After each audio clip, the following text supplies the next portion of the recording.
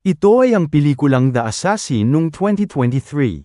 Shoutout po muna kay Richie Bergoño, Jello Deldel, Sandoval Family, at sa lahat ng viewers, maraming salamat po sa suporta.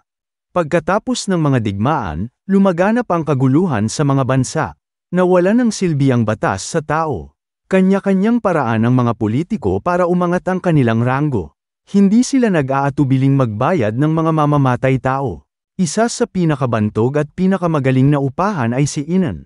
Walang sino man ang nakakaalam sa totoo niyang itsura. Pero palaging patay ang lahat ng kanyang puntirya. Sa ilang galaw ay tapos ang lahat niyang kalaban. Hindi man lang siya hiningal. Pero sa hindi inaasahan ay nagkaroon siya ng malubhang karamdaman. Barado ang ugat sa kanyang puso at hindi na pwede sa kanya ang matinding labanan. Kung itutuloy niya ang nakagawiang trabaho ay mapapadali ang kanyang buhay. Bawal na din siyang makipagsiping. Ang tanging lunas sa sakit niya ay ang halamang gamot na mawangcho, pero walang may alam kung may ganoon ba talagang halaman. Nangako ang manggagamot na pananatilihing lihim ang kanyang kalagayan, kaya hindi niya ito pinatay. Binigyan siya ng alternatibong gamot, kaya lang pag nasobrahan ay pwede niyang ikamatay. Hindi niya matanggap ang ganoong kalagayan. Ang hindi paggamit ng panlaban ng galaw para sa kanya ay katumbas ng kamatayan. Kaya hindi niya sinunod ang payo sa kanya. Hindi naman nagawang maitago ng manggagamot ang totoong kalagayan ni Inan. Dahil dito, marami ang nagtangka na paslangin siya sa mahina niyang kondisyon. Kabilang na dito ang babaeng kasama niya ngayon. Pero bago siya mapatay ay naunahan niya ito at nasugatan sa mata, saka siya tumakas. Sa ganoong kalagayan ay patuloy siyang tinugis ng mga kalaban. Makalipas ang 1 taon, napadpad siya sa isang maliit na nayon malapit sa bundok. Habang nasa isang sulok at nagpapahinga ay ninakawan siya ng mga bata. Pati ang espada niya ay tinangay din. Sa kanyang paglalakad ay nadaanan niya ang babaeng si Son Hong na binabastos ng mga kalalakihan. Nanghingi ito ng tulong pero hindi niya pinansin dahil umiiwas siya sa gulo. Pero nang akmang sasaktan na ang babae ay sinangga niya ito. Magbabayad na lang sana siya para tumigil lang sila, kaya lang pati ang pera niya ay natangay din ng mga bata. Dahil sa kagustuhan niyang magbago ay hinayaan niya ang sarili na mabugbog. Naawa sa kanya si Son Hong kaya isinama siya nito. Binigyan ng makakain na labis niyang nagustuhan, kaya ilang ulit siyang nanghingi. Nakita siya ng anak nitong si Chilbok. Hindi siya gusto ng bata dahil ang tulad niyang palaboy ay wala daw gagawing maganda. Magpapaalam na sana siya kaya lang panay ang utos ng babae kaya hindi siya makaalis. Napansin ng mag-ina na maganda ang balanse niya dahil hindi natatapon ang dala niyang sabaw, kaya nagustuhan siya ng dalawa. Inutusan din siya na magsibak ng panggatong na napakabilis niya lang nagawa. Pagsapit ng dilim ay napansin ni Son Hong na wala siyang ibang mapupuntahan, kaya inalok siya na doon muna manatili. Pero binalaan na huwag gagawa ng kalokohan. Huwag kang mag-alala. Hindi mangyayari yun. Ang tugon niya na labis ikinainsulto ng babae. Nakita niya si Chilbok na nagbabasa ng libro tungkol sa magiting na mamamatay tao.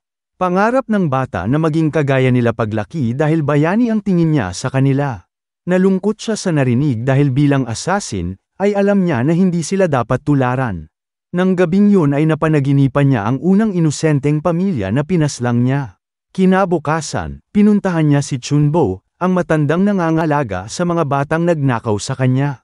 Binalik ang mga gamit niya kasama ang espada at ilan sa natirang barya. Hiniling niya na ihanap siya ng mawangcho, na tanging lunas sa kanyang karamdaman. Pero dahil nagkalat ang mga rebelde sa bundok ay malabo na mahanap nito ang nasabing halaman. Bumalik siya sa bahay ni Son Hong at nagbuluntaryo na maging katulong, kapalit ng pansamantalang pagtira niya doon. Malugod naman siyang tinanggap ng mag-ina. Kaso lang baka matakot ang mga customer kapag nakita ang seryoso niyang mukha. Kaya tinuruan siya ng dalawa na ngumiti. Gayahin mo ko.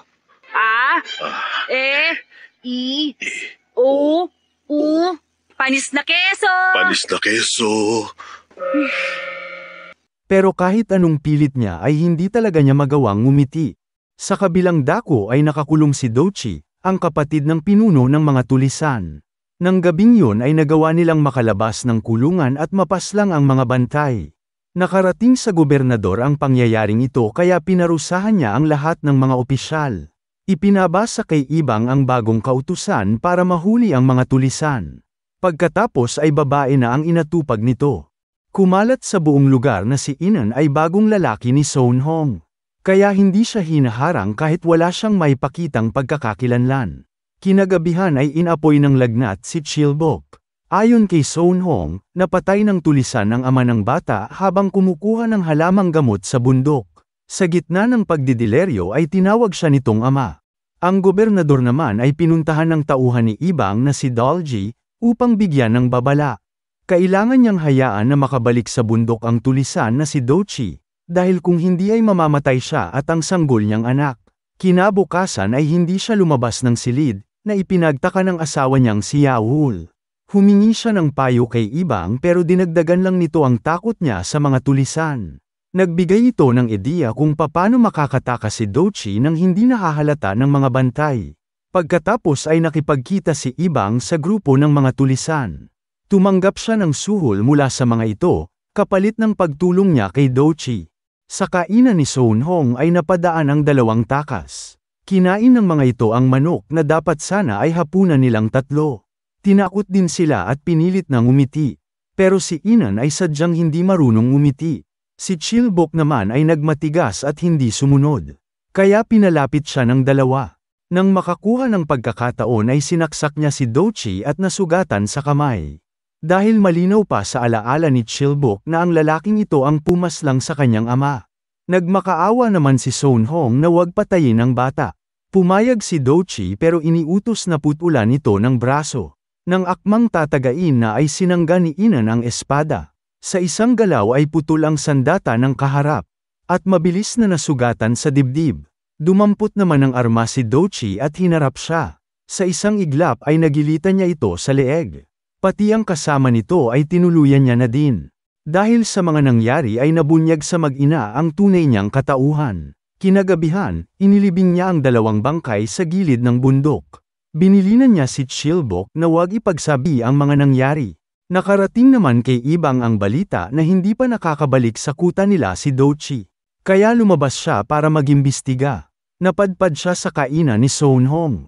Ipinakita ang larawan ni Dochi at tinanong kung nagawi ito doon. Itinanggi ito ng babae kaya nagduda si Ibang. Hinanap niya si Chilbok na noon ay pauwi na sa kanila. Dinukot niya ang bata at pinilit magsalita. Sa takot ay itinuro nito ang pinaglibingan sa 2 tulisan. Makikita sa bangkay na kutsilyong pangkusina ang ipinansaksak sa mga ito. Pinuntahan nila si Chunbo at tinanong kung may alam ito tungkol sa gumagalang salarin. Tinangka niyang lumaban kesa magbigay ng impormasyon, dahilan para mawalan siya ng isang kamay. Nagbanta si Ibang na puputulan ng paa ang mga batang alaga niya. Kaya wala na siyang nagawa kundi sabihin ang tungkol kay Inan. Labis naman ang pag-aalala ni Son Hong dahil madilim na ay hindi pa nakakauwi si Chilbok. Maya-maya ay bumalik doon ang grupo ni Ibang. Para ipaalam na hawak nila ang bata. Inalok nito si Inan ng kasunduan. Pinaliligpit sa kanya ang pinuno ng tulisan na si Bekda, kapalit ng halamang gamot na kailangan niya. Nagmakaawa naman sa kanya si Son Hong na iligtas niya si Chilbok. Muli ay pinuntahan niya si Chunbo at hiningi ang lahat ng impormasyon tungkol kay Ibang. Si Ibang ay hindi nabibilang sa maharlikang angkan. Pero dahil tuso ay nagawa niyang maging opisyal ng pamahalaan. Dati siyang nagpapatakbo ng pasugalan. At ngayon ay nagbibenta ng opyo, isang klase ng droga na talamak sa kanilang bayan. Hinahayaan niyang mabaon sa utang ang mga tao. Pagkatapos ay ginigipit at sapilitang kinukuha ang kanilang mga lupa. Dinidiin niya din ang mga matataas na opisyal sa kasalanan na hindi nila ginawa, hanggang sa mapasunod niya ang mga ito. Ang pinuno ng tulisan naman na si Bekda, ang siyang nagsusupply ng opyo sa kanya. Palagi itong nagbabanta na ititigil ang supply kapag hindi nasunod ang mga kondisyon. Kaya gusto niya itong ipapatay. Binalaan ni Chunbo si Inan na huwag magtiwala kay Ibang, dahil hindi ito marunong sumunod sa kasunduan. Sa kabila nito ay tumungo pa din siya sa kuta ng mga tulisan, gamit ang mapa na ibinigay sa kanya. Kinausap din ni Ibang ang isang tulisan at kinuntsaba sa balak niyang pagpatay kay Bekda. Kapalit ng pangako na gagawin itong bagong pinuno ng grupo. Kinagabihan ay tahimik na sumalakay si Inan. At pinaslang isa-isa ang mga bantay. Hanggang sa matuntun niya ang kinaroroonan ni Bekda, na noon ay maraming babaeng kasama. Hindi siya nagsayang ng oras at kaagad itong sinaksak sa tiyan. Pero hindi man lang nito ininda ang sugat. Siya naman ay nawala ng lakas dahil sa kanyang karamdaman. Ilang beses siyang naibalibag. Hindi sapat ang kanyang lakas para lumaban. Dumampot siya ng bubog, at nahiwa sa magkabilaang sakong ang kalaban. Nawalan ito ng lakas na makatayo. Sa kanya ito tinuluyan. Hindi nagkamali ng hinala si Chunbo. Dahil habang pauwi ay hinarang siya ng iba pang tulisan, kasama ni Ibang. Alam ng mga ito ang tungkol sa malubha niyang sakit kaya wala silang takot na humarap sa kanya. Sa kabila ng napakaraming kalaban ay hindi siya natinag. Labis na ikinamangha ng mga ito ang husay niya sa laban. Ang iba ay pinanghinaan ng loob at nagtangkang umatras. Pero pinapatay naman sila ni Dolgy, kaya wala silang takas. Napaslang ni Inan ang marami sa mga kalaban. Hanggang sa nanghina na siya at tuluyang nawala ng lakas. Ipinagtapat ni Ibang na wala naman talaga itong balak na tuparin ang kanilang napag-usapan. Pinukpok siya ng malakas sa ulo kaya nawalan siya ng malay. Nagising siya na nakagapos sa bakal. Isang lalaki ang inutusan para hiwaan siya sa sakong. Dito ay nalaman niya na patay na si Chilbok. Sobrang hirap ang dinanas ng bata pero hindi ito nagsalita ng tungkol sa kanya. Sa mga narinig ay nagalit siya ng husto. Gamit ang paa ay hinablot niya ang lalaki at kinagat sa leeg. Hanggang sa ito ay mamatay. Si Dolgy, na noon ay nakanood lang, hinamon siya ng patas na laban. Buo ang tiwala nito sa sarili na mananalo kaya pinakawalan siya at binigyan ng espada. Sa umpisa ay panay-ilag ang ginawa niya. Nagawa siya nitong masugatan ng bahagya. Pero nang muling sumugod ay nasaksak niya ito sa tiyan. Sa ilang sandali ay tuluyan itong namatay.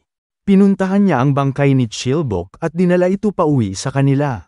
Hindi naman matanggap ni Son Hong na makita ang anak na wala ng buhay. Kinuha niya ang iniipon na pera para sana sa kinabukasan ni Chilbok. Wala na itong halaga ngayon dahil patay na ang bata. Ibinigay niya lahat ng pera kay Inan, at hiniling na pagbayarin ang lahat ng sangkot sa pagkamatay ng anak. Kinagabihan ay nanatili siya sa labas, habang inaalala kung paano siya tinuruan ni Chilbok na ngumiti. Panis ng keso. Nadatna naman ni Ibang ang bangkay ng pinakamagiting niyang tauhan na si Dolgy, kaya labis siyang nabagabag. May 3 asasin ang dumating at hinahanap din si Inan.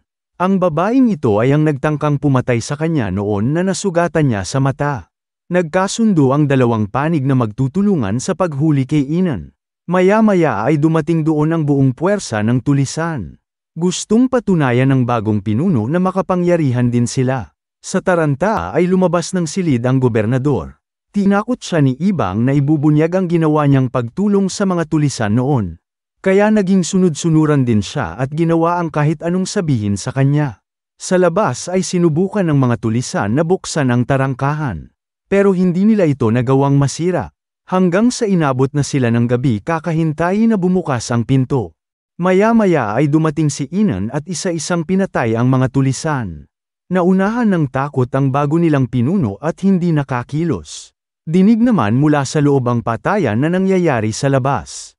Nang tumahimik ang lahat ay binuksan nila ang pintuan. Tumambad sa kanila ang napakaraming bangkay, at ang hinihingal na si Inan. Uminom siya ng maraming gamot, sa kabila ng paalala sa kanya na pwede niya itong ikamatay. Isang barya lang ang tinanggap niyang kabayaran mula kay Son Hong, para ipaghiganti si Chilbok. Pinagtulungan siya ng mga kalaban sa pag-aakalang mahina na siya at malapit ng mamatay. Pero hindi pa rin mapantayan ang bilis niya sa pakikipaglaban. Maging ang 2 upahan ay sumugod na din. Sa ilang sandali ay natalo niya ang mga ito. Ang babaeng iisa ang mata naman ay marunong sa hipnotismo. Nagawa niyang pasugurin muli ang mga tauhang napangunahan na ng takot. Ilang beses nasugatan si Inan sa gitna ng laban. Hanggang sa maubusan na siya ng lakas. Nilapitan siya ng babae at sinaksak sa tiyan. Sa kabila nito ay pinilit niya pang tumayo. At nagawang makaganti sa kalaban na siya nitong ikinamatay. Natakot na ang mga natitirang tauhan. Pero hindi nila magawang umatras dahil papatayin din sila ni Ibang. Nang makita na isa-isa nang napapatay ang mga kakampi ay tumakbo na siya para tumakas. Kaya lang hinarang sila ni Chunbo na may dala ding sandata. Nakatakbo uli siya palayo, pero sinalubong naman siya ni Son Hong at sinaksak ng kutsilyo. Sa wakas ay naipaghiganti niya ang anak.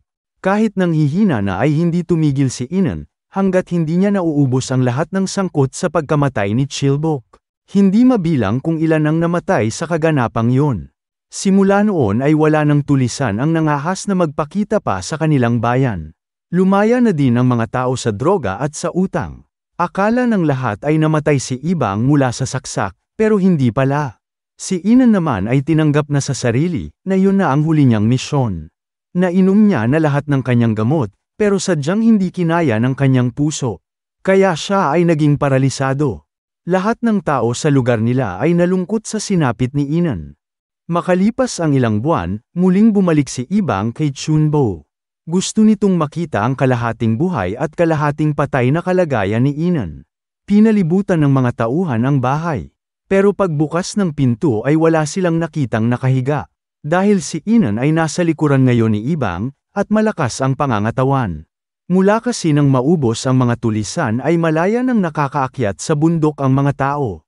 Isa sa kanila ang nakahanap sa halaman na mawangcho. Kaya tuluyang gumaling si Inan sa malubha niyang karamdaman. Itinanong niya kung sino ang taong gustong magpapatay sa kanya. Kung bubuhayin mo ako, pinapangako ko sa iyo na dadaling kita sa kanya. Hindi na. Ako na lang mismo ang maghahanap. At tuluyan niyang pinatay si Ibang.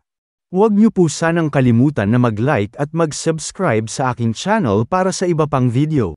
Maraming salamat po sa inyong oras at suporta.